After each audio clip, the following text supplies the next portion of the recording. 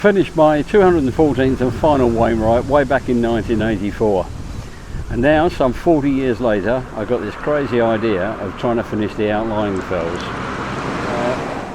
Today I'm going to be tackling Muncaster Fell, not a very high fell but a reasonable walk starting from Muncaster Castle car park. There's a huge great car park here, free of charge, so you've got no problems parking. Now Wainwright suggests that you walk down the A595 there, which is quite busy, but there is a footpath out of this corner of the car park, which is going to be much more pleasant. It adds a couple of 100 yards onto the walk, but that's no biggie.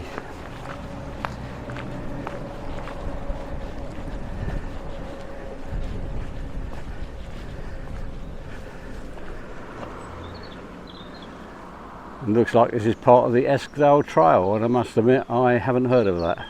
So just follow the Eskdale trail then, up this way.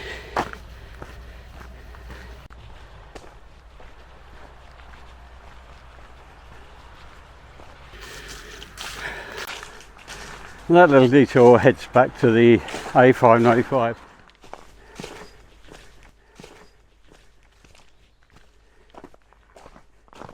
If we'd have come along the A595 we would have come up there. Our path now is up here, and we've got a signpost here to Muncaster Fell. The first 3/4 of a mile is a gravel road come cart track. Not greatly interesting, but there's some nice native woodlands on your right hand side. When we come to this junction here, there's a tarn up there to the left, but we'll visit that on the way back. We're going to head right here, skirt round the tarn and head more directly to the top.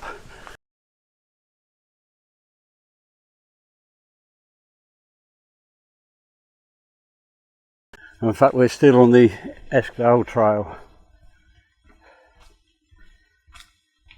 Right, about 100 yards further on, the Eskdale trail goes off down that direction, but we're going to carry straight on up. There's a signpost to Muncaster Fell. The first proper glimpse of the way ahead. I think, I'm not sure whether that's the summit of Muncaster Fell. Looks like there's an Ordnance Survey column there. Could be Hooker Crag though, which you come to first. I'm going to have a brief stop here for a cold drink and contemplate the way ahead, but I doubt very much whether you'll want to stop. It's really hot today for me, about 25 degrees, and where I live, even in the hottest summer, it doesn't come to 25 degrees. So probably a lovely day for you, but a little bit hot for me.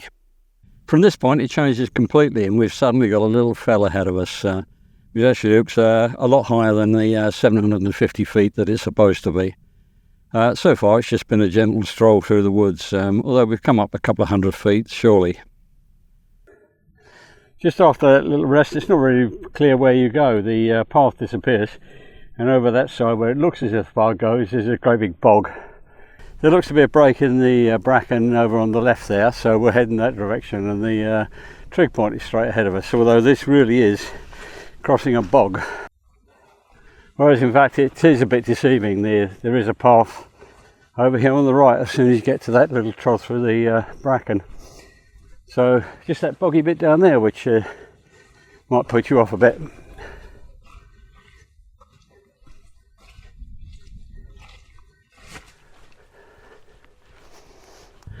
There's a very nice cairn up there, but that's not the summit of Muncaster Fell, that's actually Hooker Crag. We've still got half, 3/4 of a mile to go up this path. And then all that height you've gained to Hooker Crag you have to lose again, and then climb way back up again to Muncaster Fell. It's probably nothing of a climb, but it's just looks away. Once you drop that 100 feet or so from nearby Hooker Crag, this turns into a beautiful walk. Lovely, lots of heather and a little summit ahead.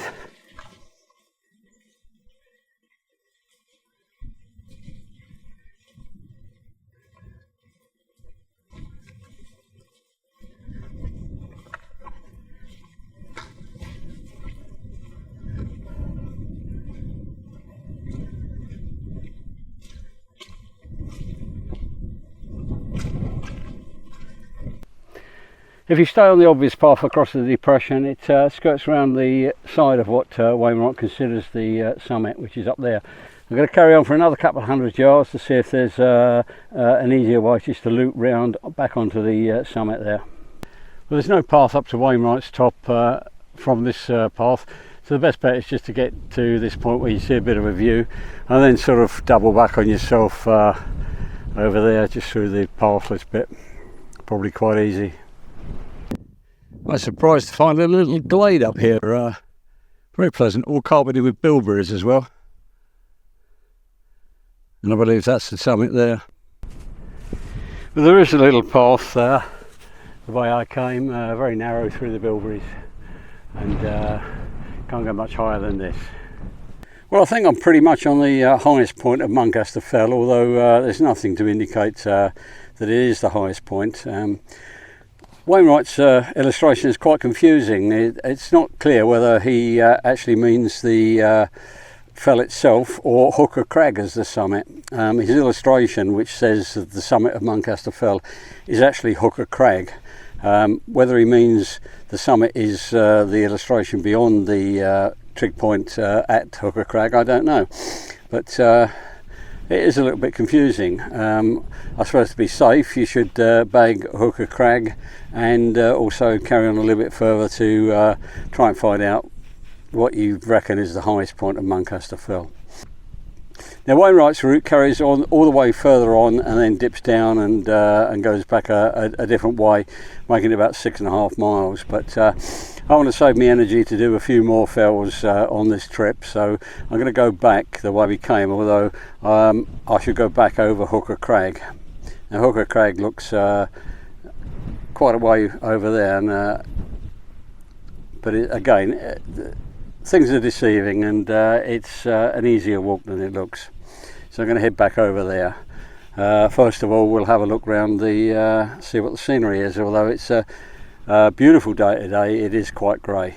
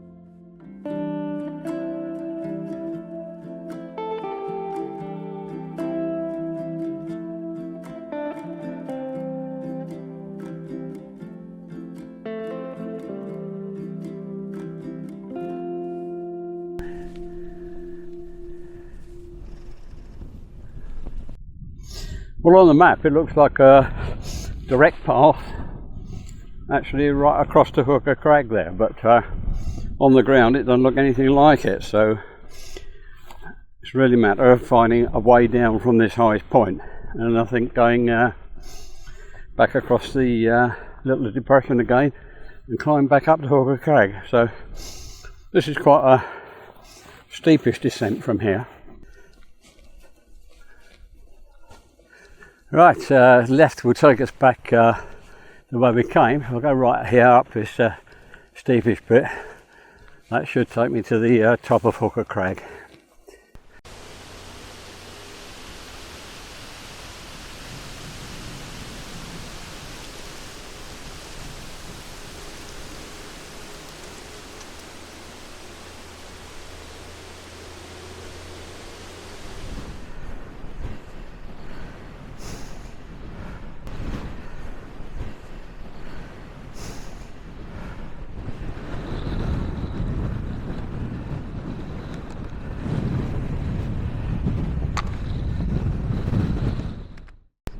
Well, that was worth doing. This is Hooker Crag with the trig point on top. It looked a long climb up, but it's easy, a couple of minutes really. If you're going to do the Wainwrights, I mean, he does list Hooker Crag, and I'd just do this one if you're actually bagging them. If you follow the path, you'll miss the highest point anyway. Although, as I said earlier, it's not clear whether Wainwright meant the highest point to be actual Muncaster Fell, or whether he considers this to be the highest point. But this will do. I've bagged them both, so they'll count. And then just down from here, and basically follow the path back. You can just about see the path, but it'll be another steepish descent from here. And that's the view back to Muncaster Fell where I've just been, and to be honest, there's either no difference or this one looks a bit higher.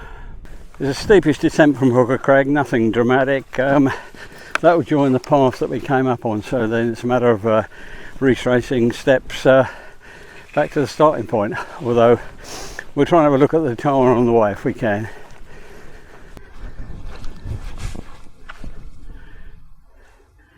Have a look back to Hooker Crag there.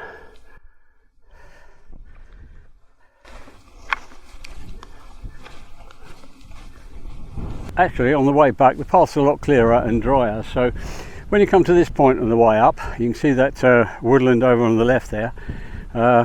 Looks like the track goes off to the right, but just here, very faint track going to the left. If you take that and then skirt right along the forest there, you'll pick up the dry path and you'll miss out all that bog which is down there on the right hand side. So do that. Got a glimpse of the tarn there through the trees. I think we can walk down here and have a look.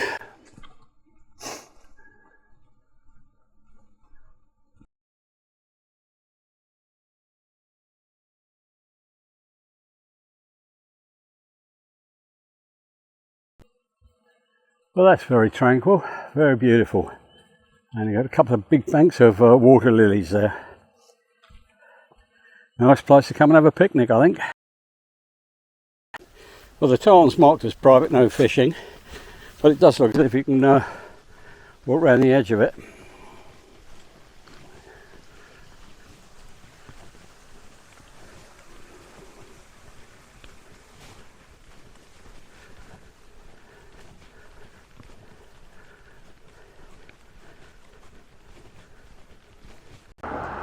Well, that's Muncaster Fell done and dusted, and another outlying fell ticked off. I'm virtually back at the beginning now. If you can walk, if you want an easy way, walk down that busy road.